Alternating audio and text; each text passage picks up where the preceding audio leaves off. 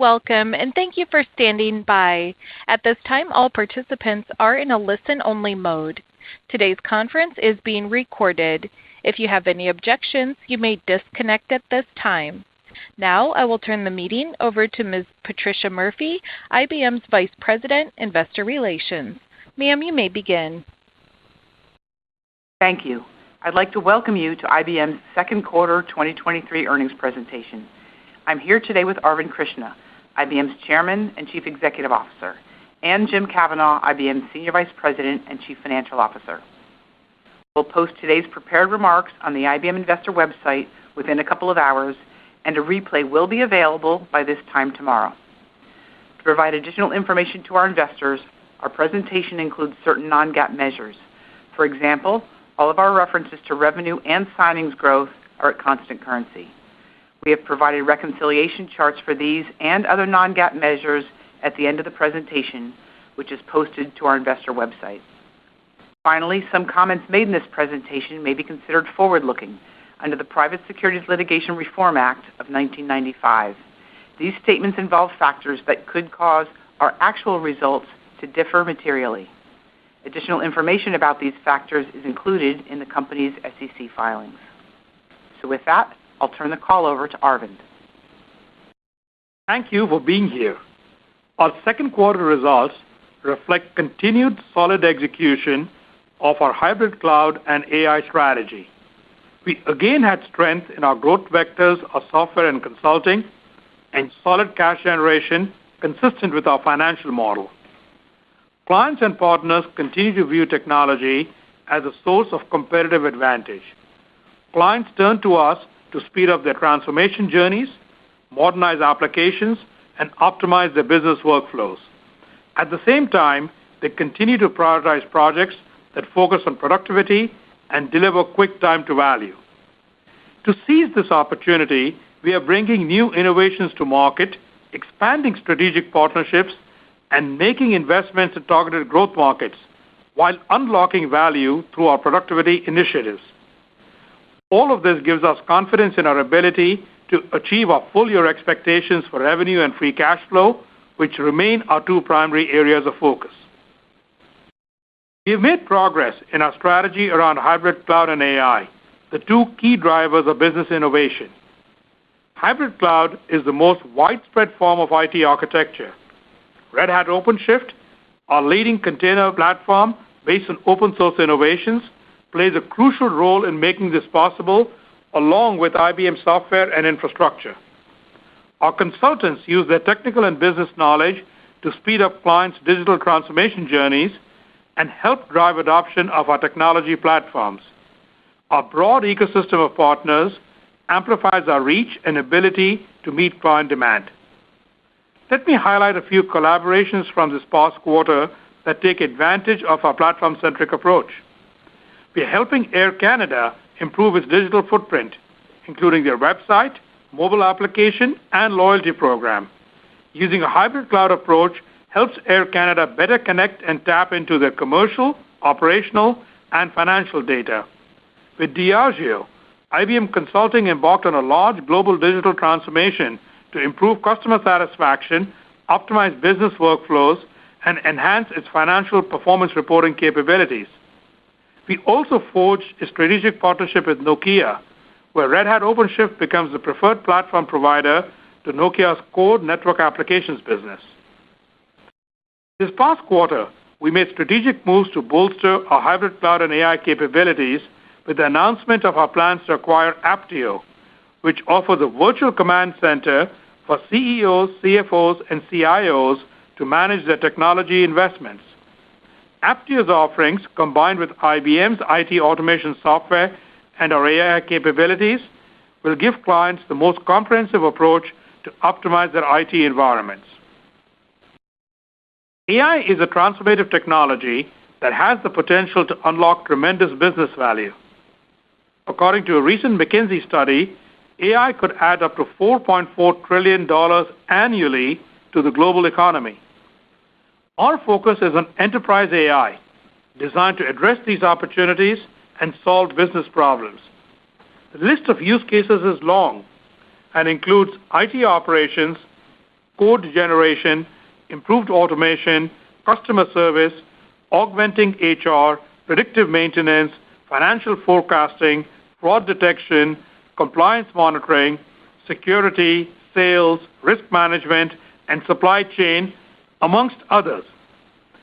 AI is being infused into our software products. We are already building products that address specific enterprise use cases, such as digital labor with Watson Orchestrate, customer service with Watson Assistant, and code generation with Watson Code Assistant. At our Think conference in May, we announced Watson X, our enterprise-ready AI and data platform to help clients and partners capitalize on the AI opportunity. Watson X delivers the value of foundation models to the enterprise, enabling them to be more productive.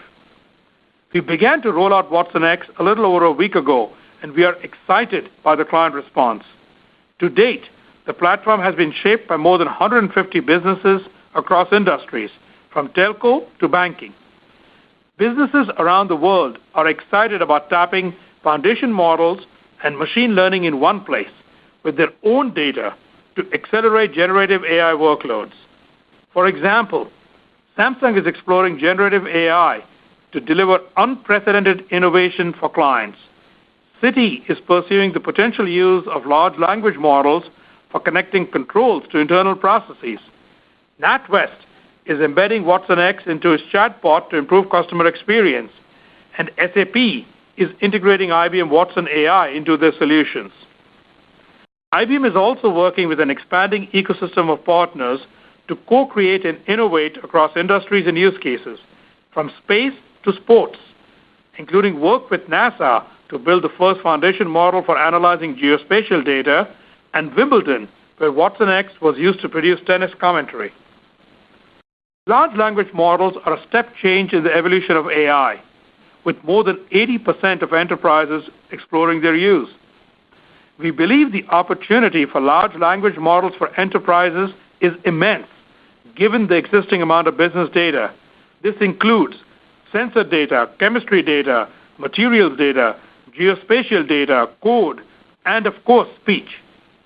Because enterprise AI draws from both public and private data, it is more effectively trained when companies adopt a hybrid cloud approach. Enterprise AI can also be based on multiple models, including public, private, and open source. Our Watson X platform takes into account this reality and is differentiated in a few important ways. For instance, instead of relying on a single model, Watson X enables companies to leverage the best models to meet their needs, whether they are open source technologies, IBM's models, or those co-created with us. Another fundamental aspect of Watson X is trust, ensuring transparency and bias-free models. In addition, beyond offering companies the capability to tap into existing AI models, IBM empowers them to create their own. To help clients on this journey, we have over 20,000 data and AI consultants and recently launched our new Center of Excellence for Generative AI, already staffed with more than 1,000 consultants with specialized generative AI expertise. The investments we are making in products and skills will help us to seize the AI opportunity. Our path is clear. In the same way we built a consulting practice around Red Hat's hybrid cloud platform that is now measured in the billions of dollars, we will do the same with AI. And just like OpenShift is the technology platform at the heart of our hybrid cloud capabilities, Watson X will be the core technology platform for our AI capabilities. Watson X is just one of many new technology innovations. Shortly after previewing Watson X at our Think conference, at the Red Hat Summit, we introduced OpenShift AI, which is a unified solution to train, serve, monitor, and manage the lifecycle of AI models and applications. We also unveiled IBM Hybrid Cloud Mesh, a SaaS solution that streamlines application-centric connectivity for edge, hybrid, and multi-cloud environments. To help clients with their sustainability agendas, we launched our AI-powered cloud-based tool that helps clients track their greenhouse gas emissions for cloud workloads. And as an example of how we continue to push the boundaries of innovation, IBM recently demonstrated using error mitigating techniques quantum computers can produce results at a scale of 100+ qubits. This is a significant breakthrough that firmly puts us on a path towards building practical quantum computers that can solve hard problems in areas such as risk, finance, and materials. Let me conclude by reiterating our confidence in our strategy and execution. It is clear that the work we have done to better align IBM to the needs of our clients is paying off. The momentum in our business and continued focus on productivity position us to achieve our full-year expectations and deliver sustainable revenue and free cash flow growth. With that, I would like to hand it over to Jim, who will delve deeper into our performance and expectations. Thanks, Arvind. As always, I'll start with the key financial highlights of the second quarter. We delivered $15.5 billion in revenue, $2.4 billion of operating pre-tax income, $2.18 of operating earnings per share, and through the first half, nearly $3.5 billion of free cash flow.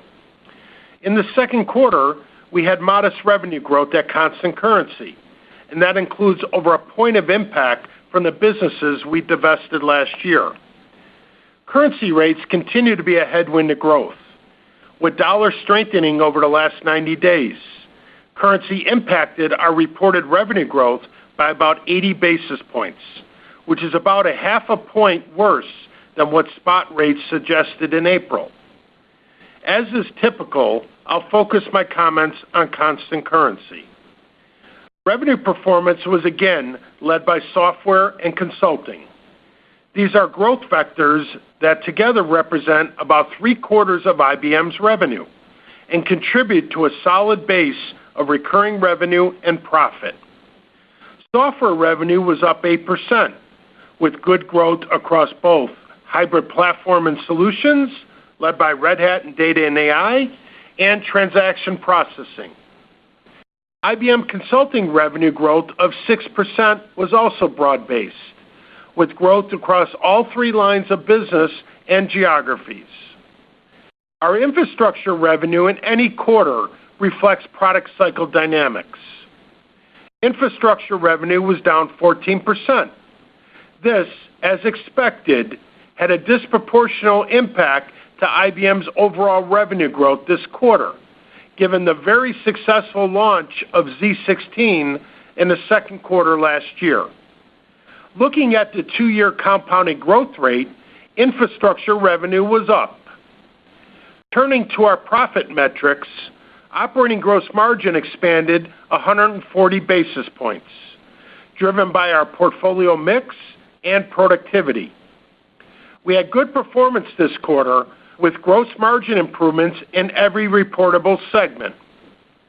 Our operating pre-tax margin was down 70 basis points. Last year, we had a gain of about $230 million from the sale of our healthcare software assets.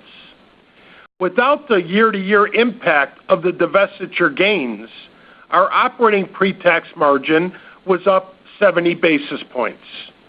This is a better indication of our ongoing operational performance. Let me comment on a couple of items within our expense profile that impacted our pre-tax income performance. As we discussed in the last couple of earnings calls, we addressed the remaining stranded costs from our portfolio actions, resulting in a higher level of workforce rebalancing activity this year, about $115 million in the quarter. Workforce rebalancing impacted our year-to-year pre-tax margin expansion by another 60 basis points. And then currency remained a year-to-year headwind, not only to revenue, but also to our expense and pre-tax profit. The combination of translation and hedging impacted operating pre-tax profit growth by about $150 million and operating PTI margin by about 80 basis points year to year. As I've discussed in the past, this disproportionately impacts our product-based businesses. We have good momentum in our underlying operational profit performance. I mentioned a strong business mix, but we're also making progress on our productivity initiatives. We're digitally transforming IBM as Client Zero, simplifying workflows, and deploying AI across our processes, from IT operations to HR to source to pay. The productivity benefits free up spend for reinvestment and contribute to margin expansion. Turning to free cash flow, we generated $2.1 billion in the quarter and nearly $3.5 billion in the first half. This first half performance is up over $100 million year to year and keeps us on track to our full year expectation. Growth is driven by the cash from our profit performance, working capital efficiencies, and lower payments for structural actions. This was mitigated by higher performance-based compensation payments given last year's strong results and higher cash taxes. In terms of cash usage, through the first half, we returned $3 billion to shareholders in the form of dividends and spent about $350 million to acquire 6 companies. Later this year, we expect to close the acquisition of Apptio, which complements and advances our IT automation capabilities. From a balance sheet perspective, we continue to have very strong liquidity position with over $16 billion of cash. That's down over $1 billion since March and up $7.5 billion since December. Our debt balance at the end of the second quarter was over $57 billion, which is up $6.5 billion from year end. You'll recall earlier in the year, we were opportunistic in accessing the debt market and issued debt to prudently get ahead of 2023 and 2024 maturities, as well as capital allocation priorities. Turning to the segments, software revenue growth accelerated to 8% this quarter. Both hybrid platform and solutions and transaction processing grew as clients leverage our hybrid cloud and AI platform capabilities. This performance again reflects growth across both our recurring revenue base, which is about 80% of annual software revenue, as well as transactional revenue. In hybrid platform and solutions, revenue was up 7%, fueled by growth in Red Hat, data and AI, and automation. Our hybrid platform and solutions ARR is now over $13.6 billion and up 7%, reflecting the importance of our strategic offerings with our clients. Red Hat revenue grew 11%. OpenShift, our leading hybrid cloud platform, grew more than 30% in the quarter and now has $1.1 billion in annual recurring revenue. Ansible also delivered double-digit growth and gained market share this quarter. In automation, revenue was up 2%, reflecting growth across integration, application servers, and business automation, as clients drive enhanced business value through productivity and performance optimization.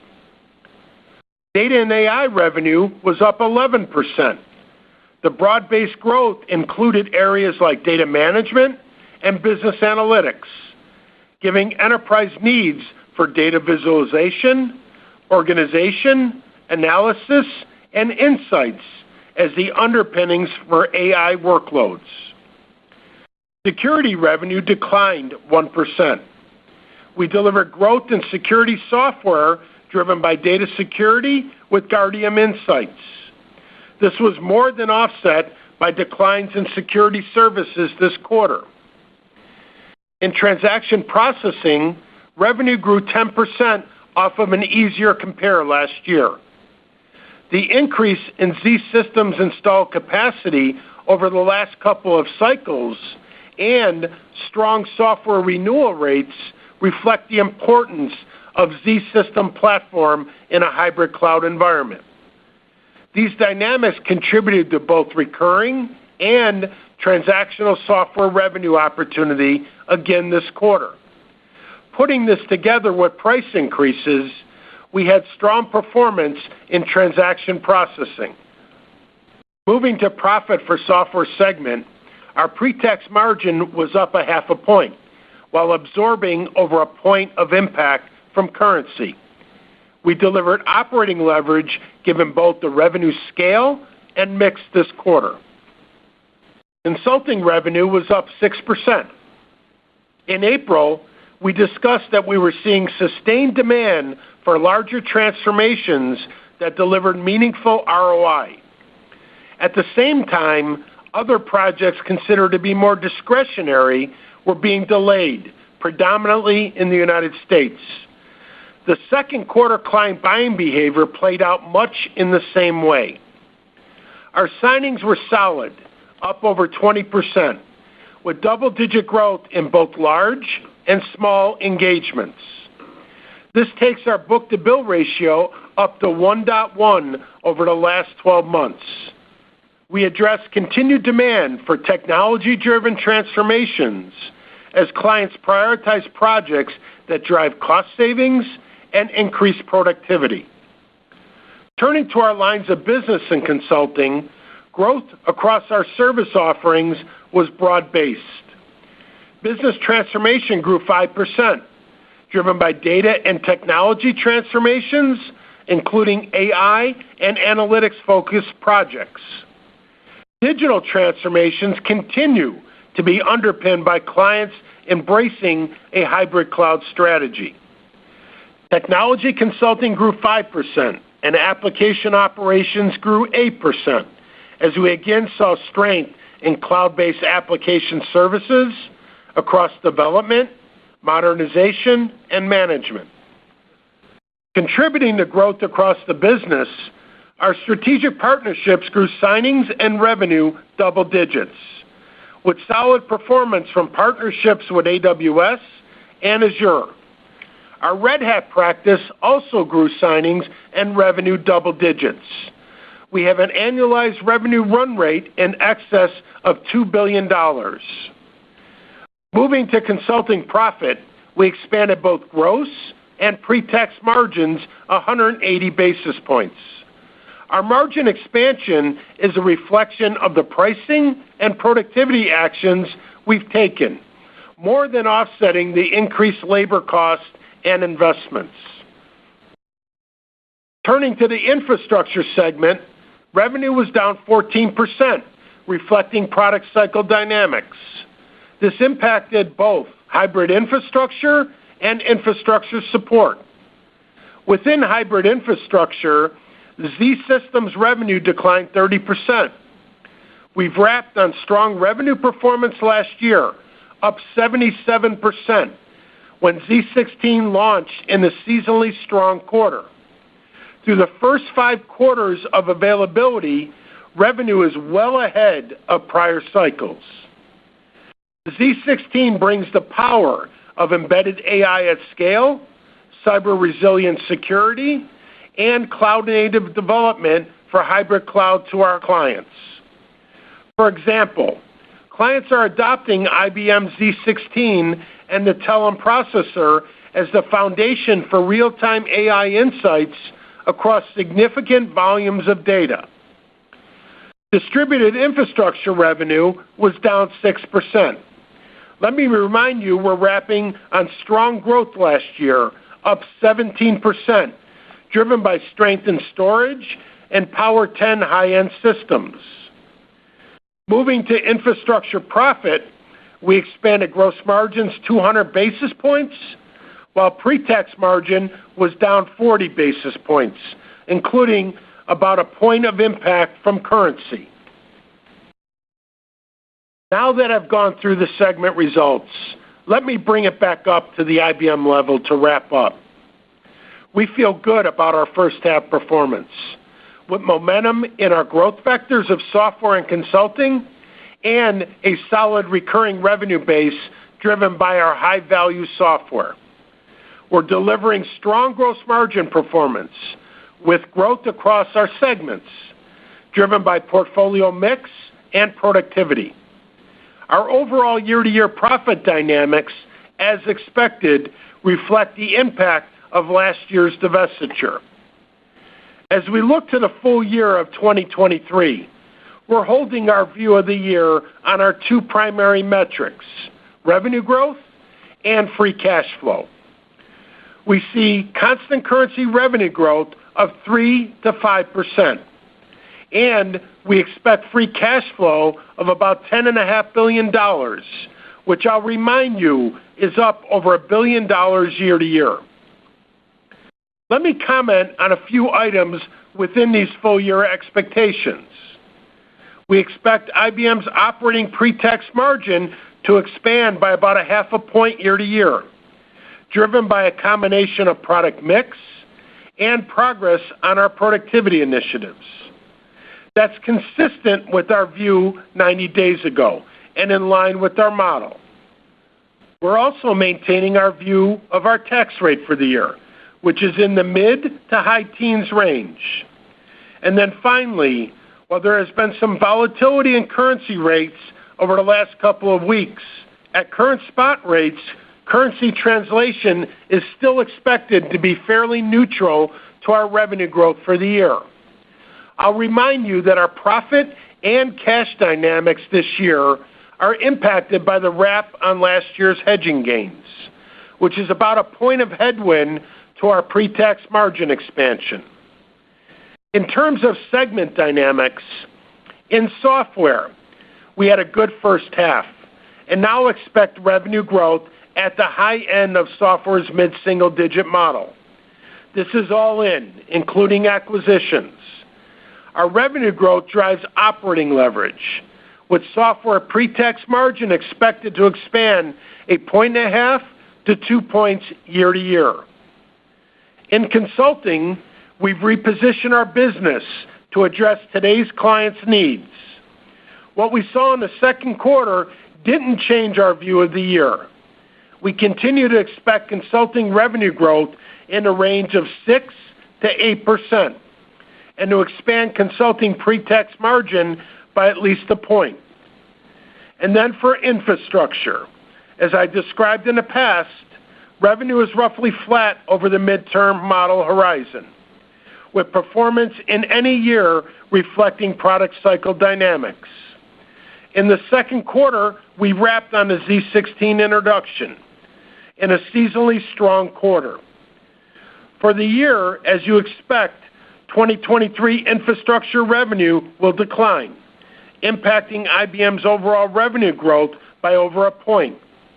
We continue to expect pre-tax margin in the low teens. Our expectations for 2023 reflect a higher growth, higher value business with strong cash generation, what we have referred to as today's IBM. The analyst estimates also reflect these dynamics. And as we look at the third quarter, the average of analyst estimates look reasonable. In closing, we are pleased with our first half performance, and it keeps us on track to deliver revenue growth, expand margin, and grow free cash flow for the year. I'm happy to provide more color on the quarter and our expectations in the Q&A. Patricia, let's get started. Thank you, Jim. Before we begin the Q&A, I'd like to mention a couple of items. First, supplemental information is provided at the end of the presentation. And then second, as always, I'd ask you to refrain from multi-part questions. Operator, let's please open it up for questions. Thank you. At this time, we'll begin the question and answer session of the conference. To ask a question, please press star 1 and record your name clearly. If you need to withdraw your question, press star 2. Again, to ask a question, please press star 1. Our first question is from Wamsi Mohan with Bank of America. You may go ahead. Yes, thank you so much. Arvind, you noted some initial traction around AI, and I was wondering, you guys have made a lot of major announcements around AI. Wondering if you can share some thoughts on AI monetization in the short to medium term, and any quantification, if possible, either in terms of dollars or growth rates or 23, 24 would be helpful. And if I could, Jim, you saw very strong transaction processing growth. You noted a few different items there. I was wondering if you could talk about how much of that is structural versus cyclical, and if transaction processing is growing this fast, does that drive upside to software revenue for the year, or are there other areas that are offsetting? And if you could just reiterate, if Red Hat, you still expect that to grow 11 to 13. Thank you so much. Wamsi, so thank you for the question. And as you noted, I am very excited by our progress on AI and what it's going to do for our clients, most importantly, and then in return, of course, for us as we monetize it. Our monetization is largely going to be through consulting and software, and I'll explain that. Infrastructure will benefit, but I would not call that a direct monetization route. So let me start with consulting. If you noticed, I talked about, and Jim talked about, what we have done with hybrid cloud, aka OpenShift, in consulting. When we began with this journey in 2019, our book of business was, to be precise and to round it out, 0. In the first year, we signed about $1 billion of business, and at this point, we have inception to date signed $9 billion with an annual run rate of $2 billion in consulting. I would tell you and expect that we'll play out AI in a similar way. I hesitate to call it anything else until we get 6 months or so down the road, in which case then we'll have more knowledge. Now, on the software side, we're very, very excited by the initial reaction to the watsonx platform. The number of projects we have going on, the client interest, it really is something which we are very, very pleased by. So what's the model to think of it on? As I think about how OpenShift, which was a Red Hat product, came in 2019, it grew, literally doubled each year for the first 4 years, and at this point, the revenue is about 10 times of what it was when it came in, and right now we have quantified it at $1.1 billion on a annualized run rate basis. So that gives you a sense of the excitement we have around these projects, these technologies, and what it could do for us as we begin to go forward. Now, third and most important, but I don't want to quantify it, is the fact that AI will infuse in models every single product we have, whether it's sustainability, whether it's our database products, whether it's our consulting projects, whether it's inside the mainframe with the Telium, but I'm not including those in those first 2 categories. So with that, let me give it to Jim for the TPS question. Thanks, Arvind, and thanks, Wamsi, for the question. We're obviously very pleased with our overall software performance here in the second quarter, accelerating to 8% at constant currency, and was pretty pervasive, both acceleration in the hybrid platform and solution, and to your question, transaction processing. But you get underneath the performance, double-digit in Red Hat, double-digit in data and AI, and double-digit in our high-value transaction processing business overall, which, by the way, gives us the confidence exiting first half to raise our guidance on software overall to the high end of our mid-single-digit model. Now, to your question about transaction processing, we constantly talk about on these calls the value of TP in our business model. It's a value vector, 30% of software. It's a tremendous source of profit and cash that gives us financial flexibility to reinvest for growth overall. It also provides a tremendous incumbency position for our IBM multiplier effect. We entered the year, Arvind and I talked about, we saw the inflection shift in TP in 23, and that was predicated on the successful mainframe programs that we've had over the last 2. By the way, the last program we're up 2x our installed MIPS capacity. So we have a a much more extended opportunity base to go get those strong renewal rates overall. But we said from a model perspective, we saw the inflection shift versus being down mid-single digit, which was a tremendous drain on us. We saw low single-digit growth. Now, on top of that, just given the highly inflationary environment, we talked about we were going to get disproportional price in 23. Call that, 2, 3, 4 points, somewhere in that ballpark. So when you look at our first half performance, our first half we're up 8%. By the way, our first half last year was relatively flat. It's our easier compare. So we have to acknowledge it's easier compare. We're going to enter a more difficult compare in the second half. But that 8 points of growth overall, I would say, once you normalize for the easier compare, we can grow low single digit on a sustainable basis. This year, just given the differentiated price position, we said we'd grow mid-single digit. We feel very confident exiting first half. Thanks, Wamsi. Let's go to the next question, please. Thank you. Next question is from Amit Daryanani with Evercore. You may go ahead. Yep. Thanks for taking my question. I guess I was hoping we'd spend a bit of time on the consulting side, and growth did decelerate there a little bit from 8% Q1 to 6%. I'd love to understand, how did that 6% growth in consulting in Q2 stack up versus your internal expectations? And then given the deceleration in June, maybe just talk about what gives you confidence that the growth rate holds up in that 6 to 8% range for the back half of the year when some of your peers have actually talked about that market decelerating a bit. Thank you. Thanks, Amit. I'll take this one. We're actually pleased with our consulting performance. You remember, you dialed back 90 days ago, and we saw a real change in buying behavior, particularly in the United States, around discretionary project-based activity that slowed down in the month of March. And that impacted our backlog realization in the quarter. But we actually posted relatively strong growth, 8% in the first quarter. We had mid-teens, if I remember correctly, signings growth.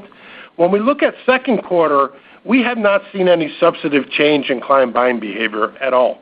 So I think that's actually a positive indicator. We didn't see it permeate across other markets around the world. Clients like us, internally, I'm focused every single day on getting productivity, cost, quick payback, ROI, and our clients are looking at that. But on top of that 6% growth here in the second quarter, I think it should be noted, we delivered very strong signings growth that was pervasive, both large deal, small deal. So we see continued momentum where client demand is there, where there's a value to clients overall, and how we've differentiated ourselves. And I would argue we're gaining share. We grew 24% in signings in the second quarter.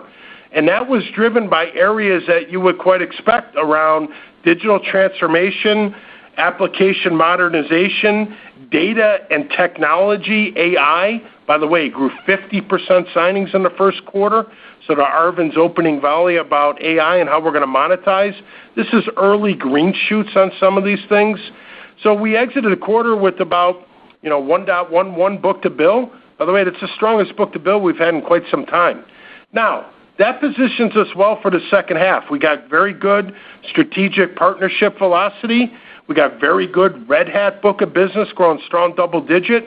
But we're going to continue to monitor this client buying behavior on backlog realization. That's the critical piece. And by the way, our erosion, we have not seen any change or inflection shift in erosion. So we're positioned well for the second half, and that gave us confidence in our 6 to 8 maintaining guidance for the year. Thanks, Amit. Sue, let's take the next question, please. Thank you. Next is Tony Sacconaghi with Bernstein. You may go ahead. Yes, thank you.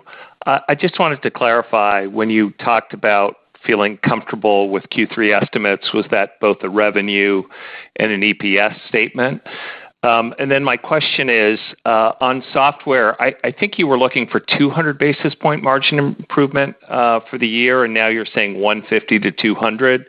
Can you speak to that? And also, when we look at the improved software revenue growth, is that just improvement in transaction processing because you were way above your forecast in Apptio, or is there something beyond that?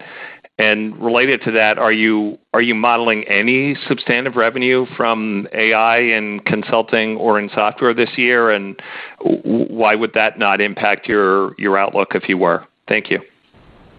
Okay, Tony, thank you. I'll take the first 2 or 3 or 4 of your questions, and then I think Arvind can talk about the AI piece overall.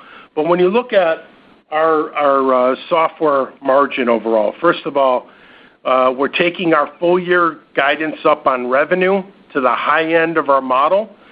So that's about a point raise year over year. And by the way, that's all in, as we stated in prepared remarks, including how we're very excited about the Apptio acquisition overall.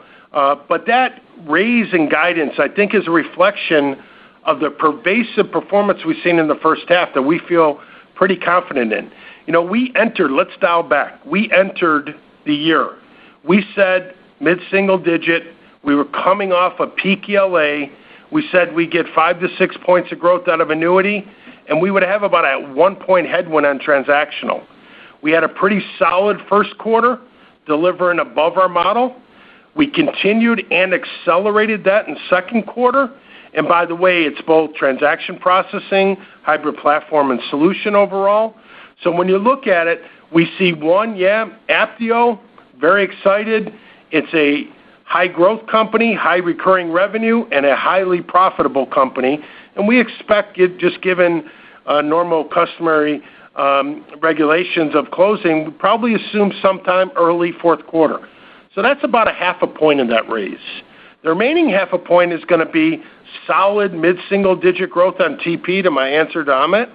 And then third is we actually exited the first half with very solid transactional growth, albeit we do understand we're going to wrap in fourth quarter on a very strong ELA cycle. But the first half, we're seeing very strong clothing upsell that's in the mid-20% year over year on those expiring ELAs through the first half. So I think it's all 3 pieces overall. I think I covered both the revenue piece. On the margin, Tony, that is really just the dilution effect in the first quarter of Apptio. So we called about 200 basis points for the year. Now we're putting Apptio in. We're somewhere between 150 basis points and 200 basis points. But I'll remind you, we expect a very quick accretive business as we go forward, just given their profitable overall. So I'll turn it over to Arvind on the AI. Yeah, thanks, Jim. So Tony, I'll comment quickly on the color on revenue from AI, both in software and consulting. So as I said, in consulting, we're expecting a number of projects to get signed.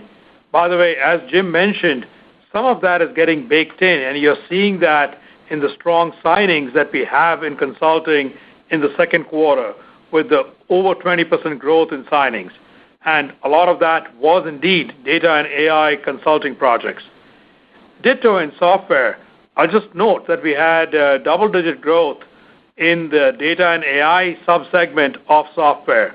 And no doubt that some of that is colored by clients doing more around AI with us than they have historically. So we expect to see it.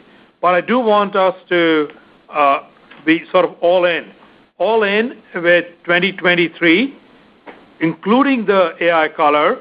We see software at the high end of our model, and we see consulting as in the range that Jim just laid out.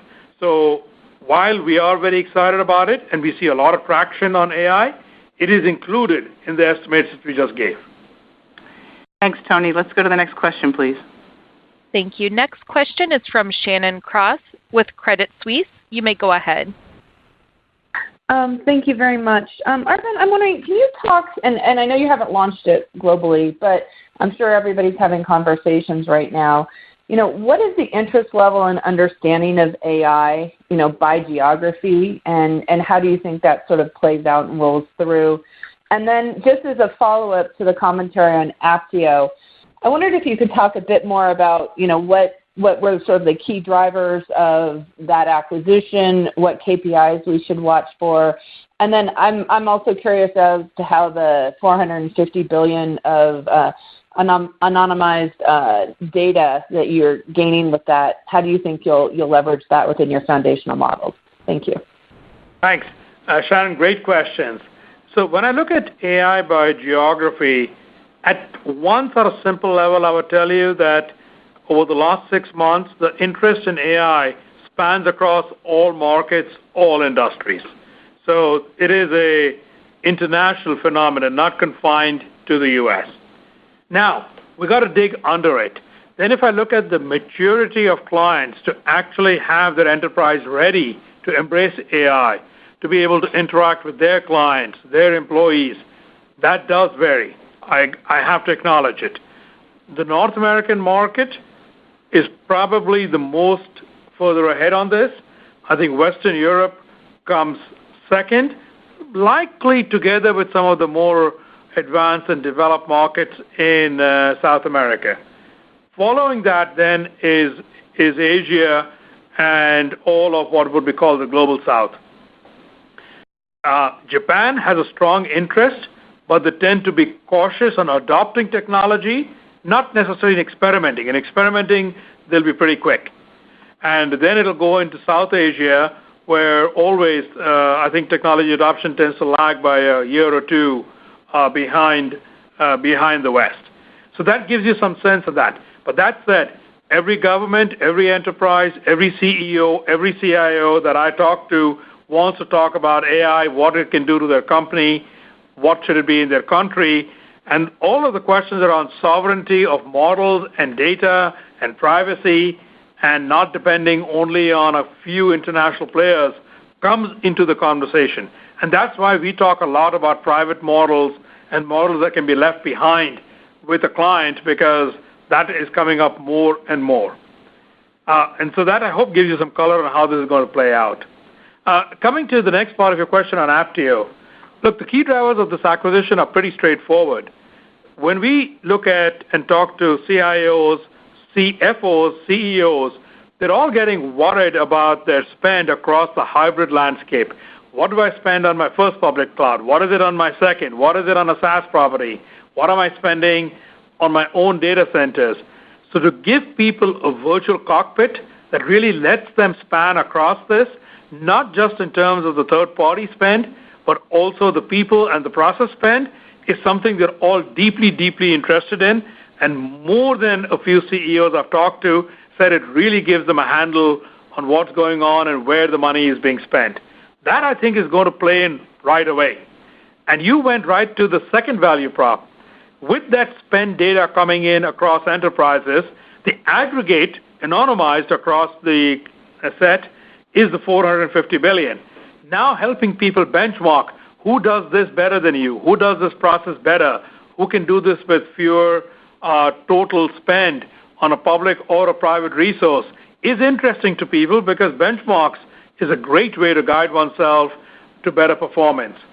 We expect that over time we'll be able to monetize that into a large language or a foundation model and be able to give people even better predictors of where they can take their spend to. That's why we are so excited about it. And I think the last part of your question was KPIs. Look, as we look to get Apptio much more international, while our footprint is, I'll call it maybe 2/3, 1/3 outside the U.S. and in the U.S., they're almost the inverse. So as we can put it into our distribution channel, that'll be one big expansion as we go over the next year or so. The second one is we believe we have a great chance to also increase the penetration in our larger clients. So those are two big metrics while we continue the success and the growth rate they've had using their own channels. Thank you, Shannon. Let's go to the next question, please. Thank you. Next is Eric Woodring with Morgan Stanley. You may go ahead. Good afternoon, guys. Thanks for taking my question. Arvind, I'd love to dig into how you guys are thinking about M&A today. Obviously, you announced the Apptio deal a few weeks ago. That largely probably takes transformational M&A off the table, but you obviously still have some additional dry powder to make other acquisitions. So, maybe if you could talk about what your appetite is for further M&A. Are you thinking about any other end markets or solutions you'd target now?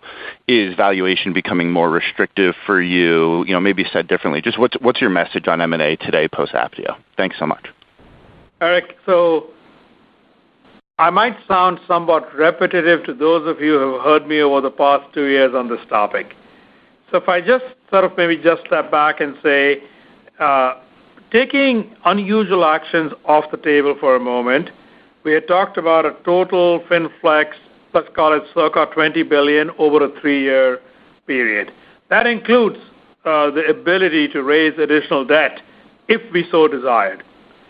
We've been spending circa about $3 billion a year for the last couple. So that tells you what's the capability and the flexibility that we have. You asked about valuations, and I hope my answer there tells you that we are always on the lookout, and I'll get to which categories because you asked that also. On valuations, I wouldn't call it so much that today's is restrictive.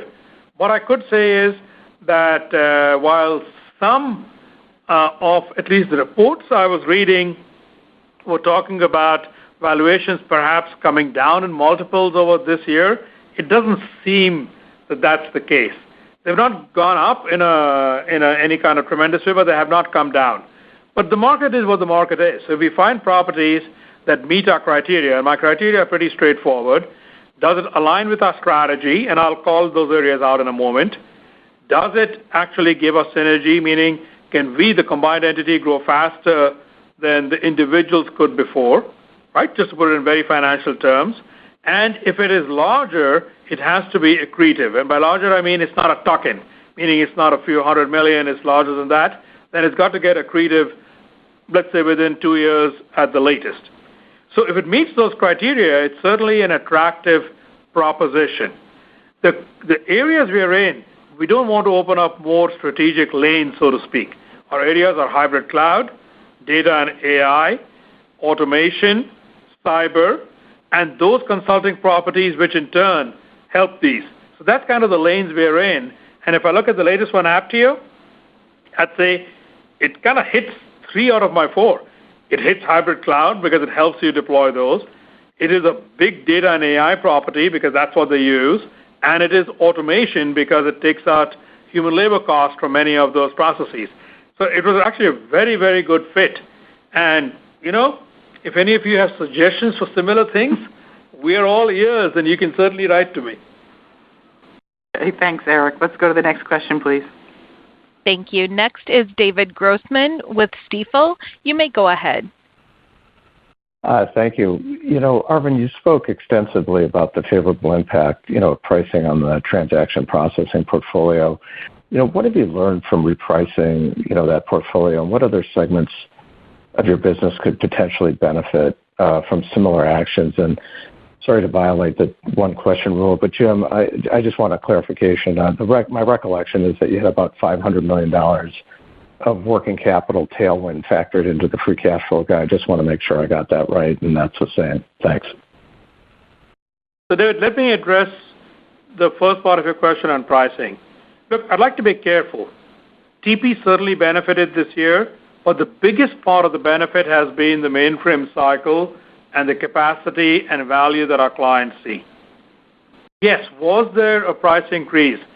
Given the labor inflation of 2022 and some ongoing in 23, given the strong dollar, effectively there was pricing increase because of those factors, and that got taken well by the market because of the value they see on that. Would I expect to see similar pricing on TP, and then I'll come to other parts of both consulting and software?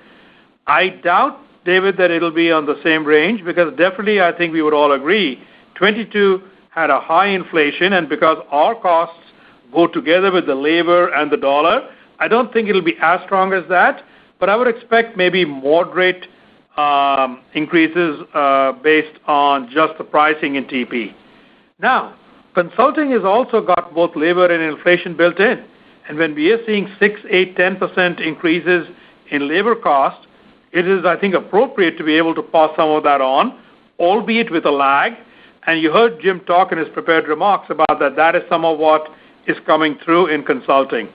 If there remains underlying labor inflation, I fully expect to be able to pass it on, again with a bit of a lag, to clients in consulting, because otherwise that's not a healthy business to go run. I think on the rest of software, except TP, I would expect that as labor inflation is there, those elements do come in effectively on pricing, renewal rates, and so on. But I'll also say it's a competitive market, and you have to remain competitively priced to where the others are. So I would say it's in those two, TP, consulting, and then in other elements of the portfolio that pricing can play a role. By the way, our renewal rates are a very strong indication that these are portfolios that provide tremendous value to our clients, but we remain competitive on price.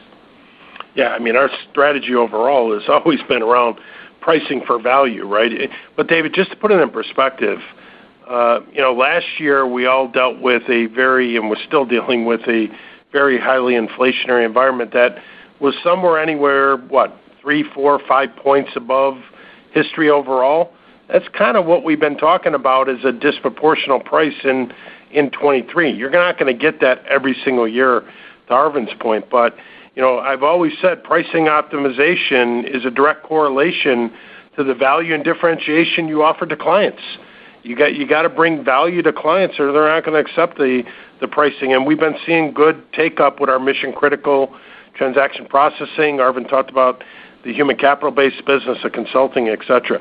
But just quickly to wrap on your second question, David, we said entering the year, remember we came off of December where we had a shortfall, leaving much more on the balance sheet than collected in working capital.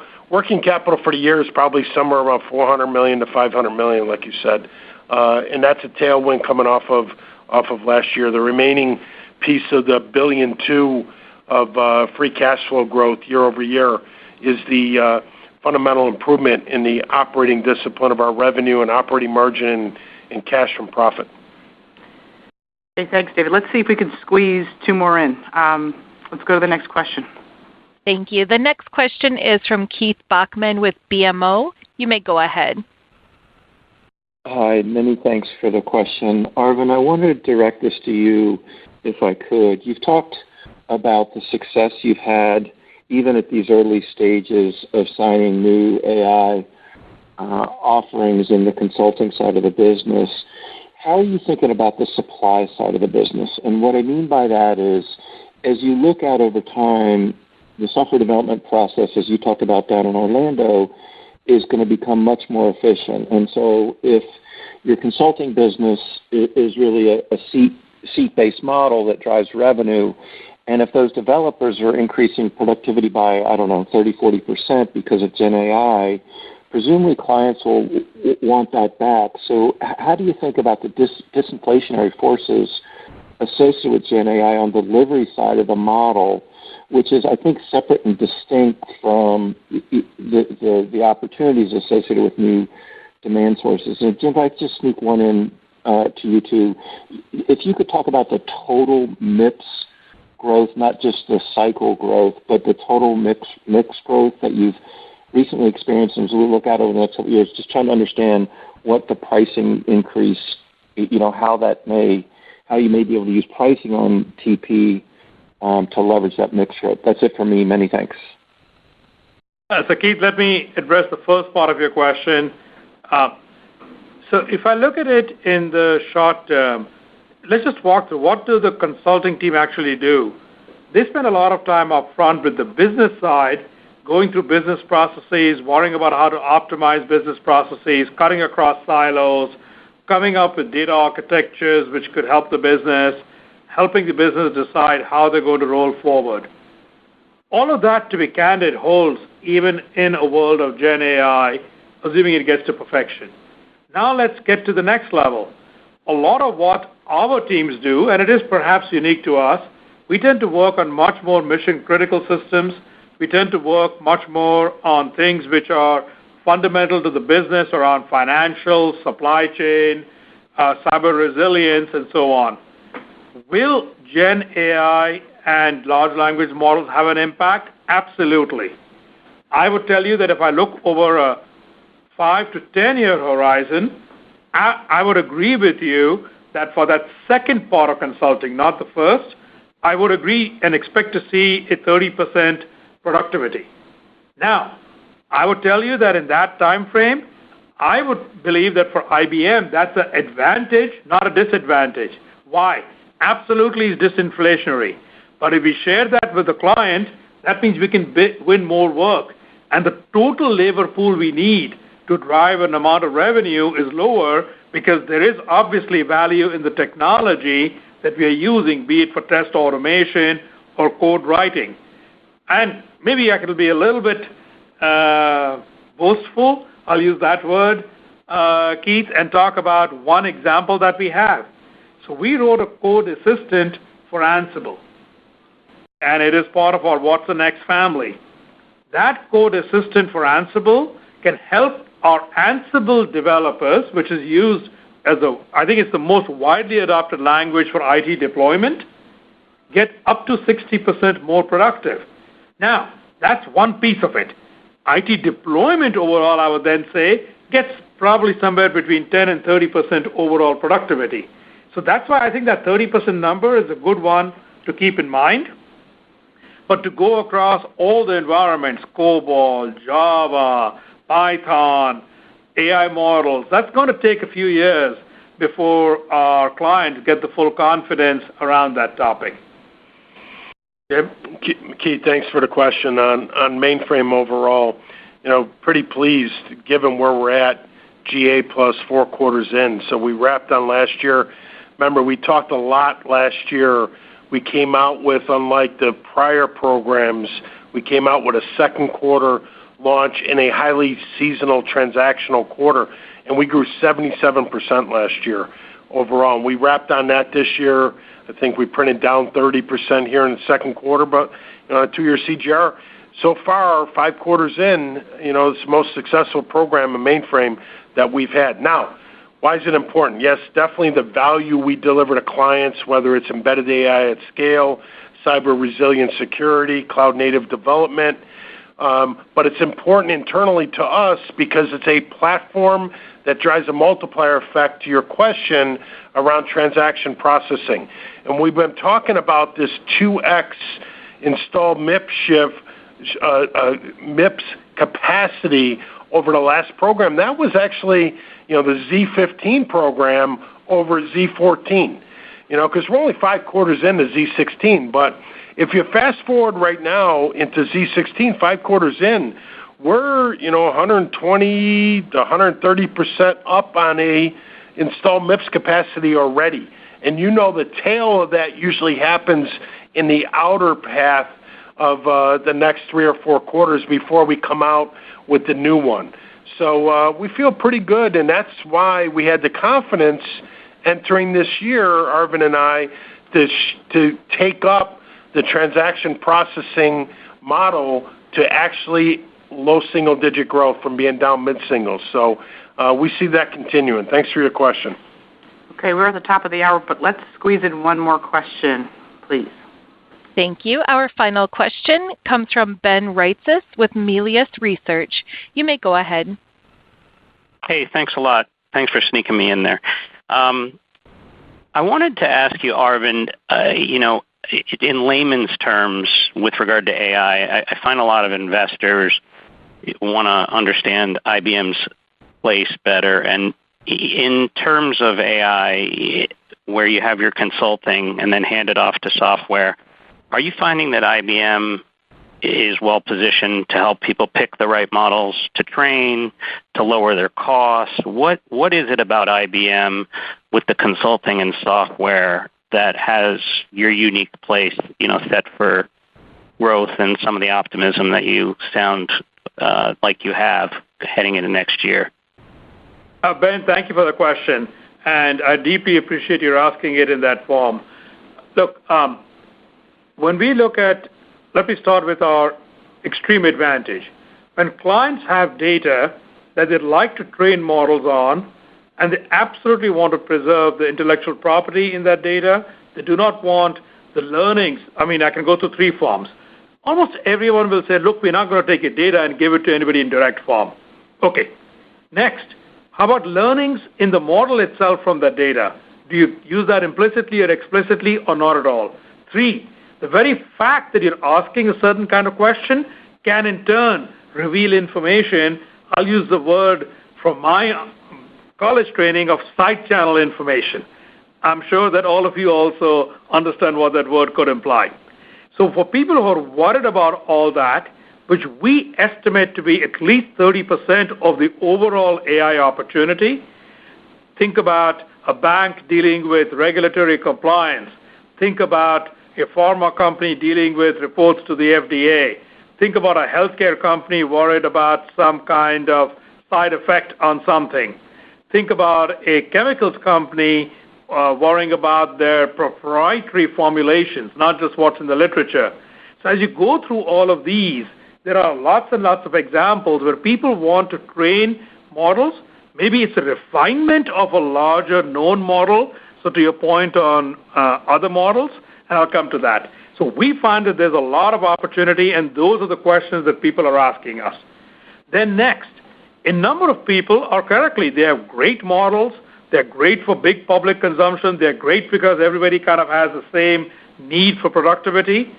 But there is also a world right now, from the partners we work with, there's already over 100,000 open source models, in addition to the models that we, IBM, provide. How do you pick from those models? Which one is appropriate? And we have taken a conscious strategy that we are not going to constrain the model that our clients want. So on our consulting teams, we will work with all the models, our own, open source, and others' models, so we can help our clients decide on which is the best one for them. Look, 30 years of being here has shown us that trying to help the clients navigate through the extreme complexity of this world is helpful to us, and we can become much better advisors and gain revenue in the process. So hopefully that gives you a sense of how we are going to win here and get our fair share of this market. So given that we just passed the top of the hour, let me wrap up the call. We are in a really good position as we enter the second half of the year. Solutions meet today's client needs, new innovations we're bringing to market, and there is momentum and productivity in our underlying operations. As always, we need to execute to capture the opportunity in front of us, and I look forward to sharing our progress with you as we move through the rest of the year. Thank you, Sue. Let me turn it back to you to close out the call. Thank you. Thank you for participating on today's call. The conference has now ended. You may disconnect at this time.